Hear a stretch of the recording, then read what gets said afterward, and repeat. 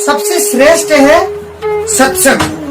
हमारे जीवन में सबसे बहुत अहम चीजें हैं, कोई इम्पोर्टेंट चीजें हमको करना है तो ये मान लीजिए कि हमारे जीवन में सबसे श्रेष्ठ है सत्संग। हम जो सत्संग में आते हैं और सत्संग में हम जाकर के कीर्तन करते हैं, ये सबसे श्रेष्ठ माना गया। सत्संग से बहुत लाभ मिलता। जो जो करते हुए आ रहे हैं, जो पहले से जुड़े हुए हैं, उनको लाभ मिलता होगा। जरूर उनसे पूछना उनका जीवन में। हमेशा सत्संग से हमें जुड़े रहना चाहिए। इस संसार में जितना भी खुशियां हैं, उन सारे खुशियों को जोड़ लो और आधी घड़ी आप सत्संग में चले जाते हो, उसके बराबरी भी नहीं कर सकते हैं। नारद जी कहते हैं एन केन प्रकरण, कुछ भी करो, थोड़े से समय के लिए आप आ जाते हो सत्संग में, आपको बहुत फायदा मिलता है। जो भक्त है वो जरूर जान लेता है। एक व्यक्ति बहुत पापी था, जो उल्टे सीधे काम करता, जुआ खेलता, उल्टे सीधे धंधा करता है, दूसरों के साथ हमेशा गलत करता है। तो जितना भी गलत चीजें कर करके उल्टा सीधा काम वो ही करता था। और सबसे बड़ी गलती क्या करता था कि अलग अलग स्त्रियों के साथ उसके संबंध होता था। एक बार क्या हुआ उस पापी व्यक्ति से कि रात की समय है, वो 12 बजे अपने प्रेमिका को गुलाब के फूल देने जा रहा था। 12 बजे बाद वो उस दिन कुछ ऐसा रोज डे या और कुछ था तो उसको देना था। 12 बजते उसको देना था। बारिश की समय है, बारिश हो रही थी, तो वो जो फूल हाथ में गुलाब लेकर के जा रहा था, तो वो बारिश आंधी से उसके हाथ से गिर पड़ा। गिरने के बाद पानी कीचड़ लग करके सड़क, तो वो ऐसी सड़क था कि कच्ची सड़क था, तो वो फूल गिरने के बाद कीचड़ होकर के वो फूल खराब हो गया। तो उसने सोचा कि अब क्या करूं मैं, किधर लेकर के कहां से लाऊं मैं, कहीं उसको मिला ही नहीं। जितना भी सोचा, कोई फूल बगीचे, कोई दुकान वगैरह, इतने रात को तो दुकानें वगैरह बेचने वाले कोई फूल तो होता ही नहीं है, सब बंद मिले उसको। तो ढूंढ ढूंढ के समय निकट हो रहा था, वो कहां जाए। उसके दिमाग में आया, सामने दिखा मंदिर। और वो मंदिर किसका था? शिव जी का मंदिर था, भोलेनाथ की मंदिर था। तो उसने देखा कि क्या करूं, उस मंदिर में जाके देखता हूँ, मंदिर में फूल होगा तो मंदिर से ले आता हूँ। ठाकुर जी को फूल चढ़ाते सब, वही से जाके ले आता हूँ। तो वो मंदिर में जो समय गया और मंदिर में वहाँ ठाकुर जी के वहाँ देखा तो गुलाब के फूल चढ़े हुए थे। उसने देखा कि इधर उधर कहीं जाने की जरूरत नहीं है, तो उस मंदिर से वो जो फूल चढ़े हुए थे, गुलाब का फूल वहीं से उठा लेता है, उठा के ले गया गुलाब के फूल। अब वो फूल लेकर के गया अपने प्रेमिका से मिलने। जा करके वो फूल दिया, उसको जो करना था वो कर लिया। अब इस तरीके से समय जाने के बाद उसका जीवन जब खत्म होता है तो जीवन भर पूरे पाप किया उसने, कभी कोई भला किया ही नहीं। सबके साथ उल्टे सीधे करने के बाद सबको धोखा दिया, सबके साथ गलत किया। तो जब उम्र खत्म होता है तो उसके मरने के बाद वो सीधा नरक जाता है। मरने के बाद जब क्या होता है, मरने के बाद सबके साथ आपको मालूम है, वहाँ जो यमराज है, तो इसके लिए चित्रगुप्त से पूछते हैं, लेखा जोखा जो हमारे जीवन का कौन रखता है?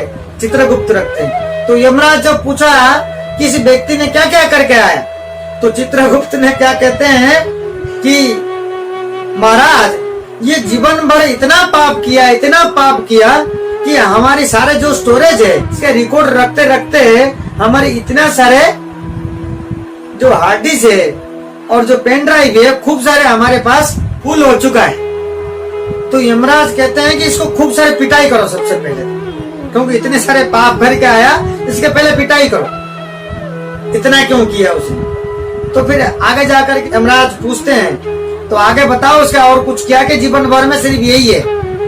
तो पूरा पाप किया तो नरक जाएगा, और कुछ किया तो उसके लिए कुछ करेंगे।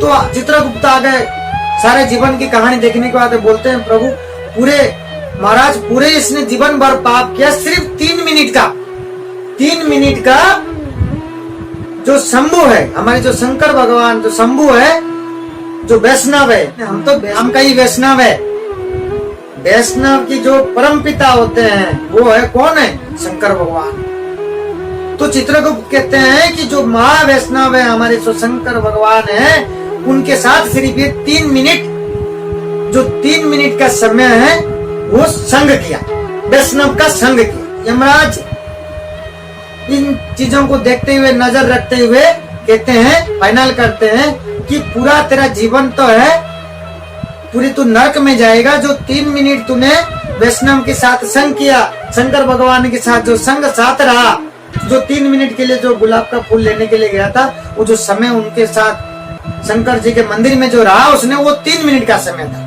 उसी 3 मिनट के लिए विचार कर रहे हैं यमराज, क्या कहते हैं? तो 3 मिनट के लिए तेरे लिए 3 साल का स्वर्ग का मिल रहा है रहने के लिए। उसके बाकी समय जो बाकी जो चीजें हैं, बाकी जो जीवन है तेरे पूरा नरक में जाएगा। तो उससे पूछा जाता है पहले बता, पहले नरक में जाएगा कि 3 साल के लिए स्वर्ग में जाएगा? तो वो विचार करता है, तो मैं पहले स्वर्ग में जाना चाहूंगा, 3 साल स्वर्ग में रहूंगा, उसके बाद मेरा जो कर्म जो फिर नरक में चला जाऊंगा। पहले अच्छे चीज को पहले, क्या कहते हैं ना, आपके साथी, आपके मित्र, आपके घर वाले, दो न्यूज है, एक गुड न्यूज है, एक बैड न्यूज है। पहले कौन सा सुनना चाहोगे? कोई बोलता है पहले बैड न्यूज सुन लूं, कोई बोलता है कि पहले गुड न्यूज सुन लूं फिर उसके बाद बैड न्यूज सुन लूं। तो इसी प्रकार यमराज भी कहते हैं कि तेरे पास 3 साल का है कि स्वर्ग जाने के लिए है, और बाकी तेरा जो है सब नरक में ही है।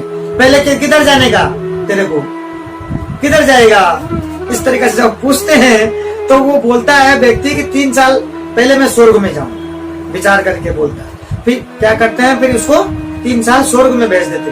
जब स्वर्ग में जाते हैं और स्वर्ग का जो महाराज है वो इंद्रदेव है, इंद्रदेव कहते हैं आप तो 3 साल के लिए तीर्थ फिरते में कहीं घूमने जाइए, आप ब्रह्मांड घूमे, आप 3 साल के लिए ये यहाँ पे राजा रहेगा। उस व्यक्ति को स्वर्ग का राजा बना देते 3 साल। इंद्रदेव की जो पत्नी है उनके नाम क्या है? सती है। सती माता के जाकर के ये प्रार्थना करता है, माँ 3 साल जब रहने को मिलता है कि मेरे पास सिर्फ 3 साल ही है, मैं इतना निवेदन कर रहा हूँ कि जो साधु और जो संत है, जो ऋषि मुनि है, मैं उन्हीं के साथ सत्संग करना चाहता हूँ, उनके साथ संग करना चाहता हूँ पूरे 3 साल तक। उसके दिमाग में खटक जाता है। सती माता से निवेदन करने के बाद सती माता ने आदेश कर देती है।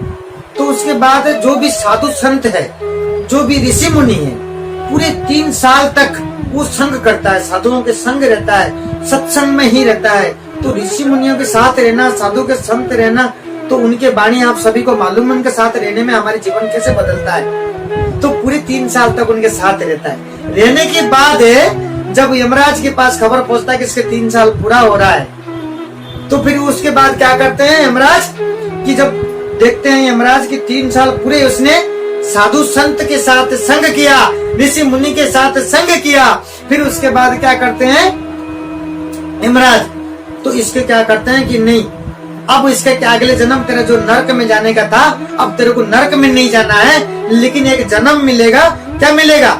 असुर कुल में जन्म मिलेगा कि तूने इतने 3 साल तक इतना तूने अच्छा कर्म किया, तो तेरे को नरक जाना नहीं होगा, उसको कैंसिल करता हूँ और तेरे को असुर कुल में जन्म मिलेगा। तेरे को अब जब जन्म मिलेगा असुर कुल में मिलेगा। व्यक्ति का जब असुर कुल में जन्म होता है तो असुरों का सम्राट कौन था? जो असुरों का जो सम्राट है वो बलि महाराज। तो इसको इसका जो जन्म मिला, इस व्यक्ति को जो जन्म मिला, तो ये असुरों का सम्राट हुआ। और असुरों का सम्राट कौन था? बलि महाराज। तो ये क्या हुआ? जन्म बलि महाराज के रूप में जन्म हुआ है। तो बलि महाराज असुर होते हुए भी आप मालूम है बलि महाराज की जीवन की कथा। बलि महाराज कैसे वामन भगवान के अवतार में कैसे उन्होंने जीत लिया था, कैसे वामन भगवान के 2 पद भूमि 3 पद भूमि में कैसे उन्होंने सारा सब कुछ उनको खुश कर दिए थे बलि महाराज ने। कहने का अर्थ ये है ये सारे चीजों के अंदर कि वो 3 मिनट जब वो वैष्णव की संग करता है, जब वो भगवान के संग किया कोई 3 मिनट का, मान लो 3 मिनट में उसका यह हाल है। जैसे हम जीवन में हम सत्संग में शामिल होते हैं, सत्संग में भाग लेते हैं, साधुओं का संग करते हैं, ऋषि मुनियों का संग करते हैं। आप सोचो कि क्या क्या क्या होगा हमारे साथ, हमें क्या क्या मिलेगा, हमें कितने लाभ मिलेगा। आप सभी को मालूम है संसार में सब कुछ यही रहेगा, साथ क्या जाएगा, हमारे कर्म है। कि जो ठाकुर जी का जो नाम और जो सत्संग है, जो भक्ति है, यही हम साथ में लेके जाएंगे, बाकी सारे सब चीजें यही रहेगी।